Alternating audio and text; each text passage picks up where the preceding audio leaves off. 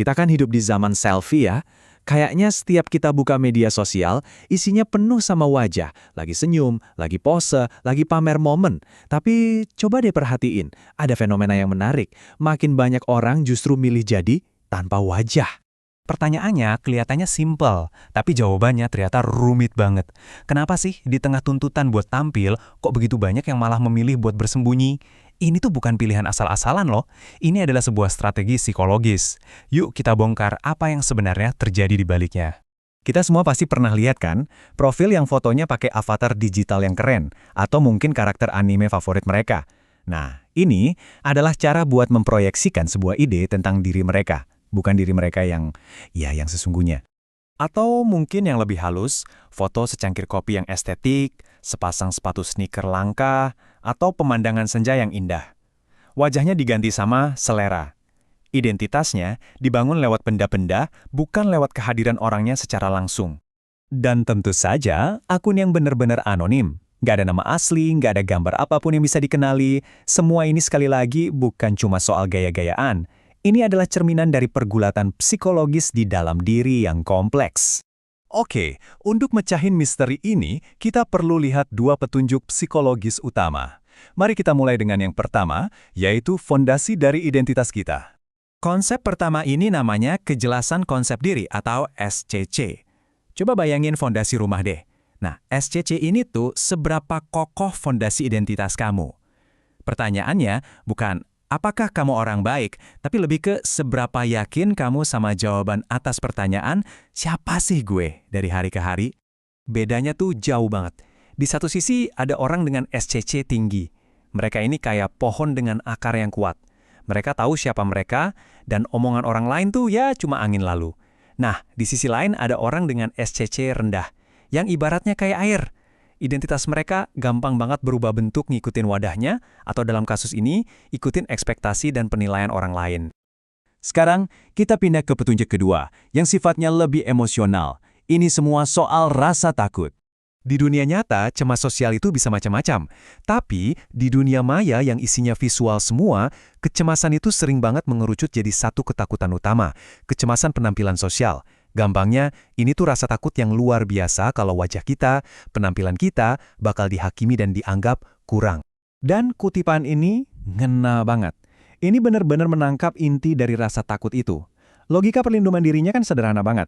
Kalau targetnya dihilangkan, ya serangannya juga hilang. Profil tanpa wajah jadi semacam perisai.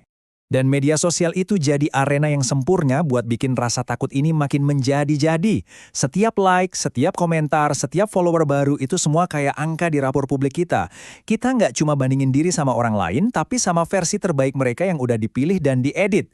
Jadinya setiap unggahan terasa kayak lagi diadili sama seluruh dunia. Jadi, bersembunyi di balik profil tanpa wajah itu memang terasa aman. Tapi, mekanisme perlindungan ini tuh kayak pedang bermata dua. Ia bisa melindungi, tapi juga bisa melukai kalau dipakai dalam jangka panjang. Di satu sisi, ini ada positifnya kok. Topeng digital ini menciptakan ruang aman di mana seseorang bisa berekspresi tanpa takut dihakimi secara fisik. Buat orang yang pemalu, ini bisa jadi langkah pertama buat berani berinteraksi. Bahkan, bisa jadi fase eksplorasi identitas yang sehat dan perlu. Nah, pertanyaannya adalah, gimana kalau topeng itu nggak pernah dilepas? Apa yang terjadi ketika tempat persembunyian yang harusnya sementara malah jadi penjara permanen? Disinilah kita lihat ada dua jalur yang berbeda banget. Coba lihat tabel ini. Jalur pertama, integrasi otentik, dimulai dengan foto profil asli. Ini biasanya nyambung ke identitas yang nyatu antara dunia nyata dan online yang ujungnya bikin kepuasan hidup lebih tinggi. Jalur kedua, fragmentasi identitas. Ini yang dimulai dari profil anonim. Seringkali ini bikin identitas jadi terpecah belah dan bingung yang membuatnya rentan terhadap depresi dan rasa kesepian. Kutipan ini, jujur ya, brutal banget menggambarin betapa sakitnya fragmentasi itu. Rasa percaya diri yang didapat oleh si avatar nggak pernah nular ke diri yang asli. Diri yang aslinya ya tetap merasa cemas, terisolasi, dan nggak berharga. Dan disinilah bahaya yang sesungguhnya berada. Perilaku menghindar ini bukan solusi statis. Ia menciptakan sebuah lingkaran setan, sebuah spiral ke bawah yang menarik penggunanya makin dalam. Coba kita ikuti spiral ini. Semuanya berawal dari rasa nggak percaya diri. Untuk melindungi diri, kita sembunyi di balik profil anonim. Kita dapat validasi semu dari likes yang rasanya enak. Tapi ini bikin kita jadi makin menghindar dari interaksi di dunia nyata. Akibatnya, rasa sepi mulai merayap masuk. Dan ironisnya, kesepian inilah yang jadi pupuk bagi kecemasan yang dari awal ingin kita hindari. Lingkaran ini pun terus berputar, makin kencang. Jadi setelah kita bedah semua ini, apa kesimpulannya?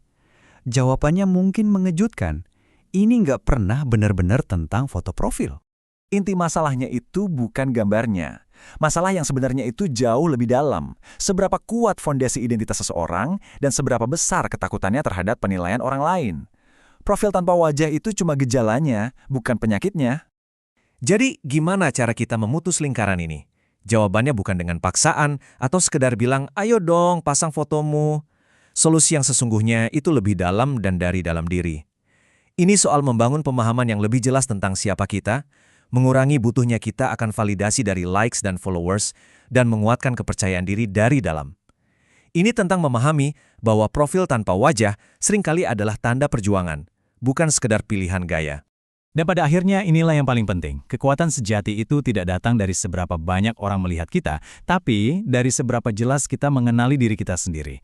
Bukan tentang seberapa banyak orang yang melihat wajah kita, tapi tentang seberapa baik kita mampu melihat dan menerima diri kita sendiri.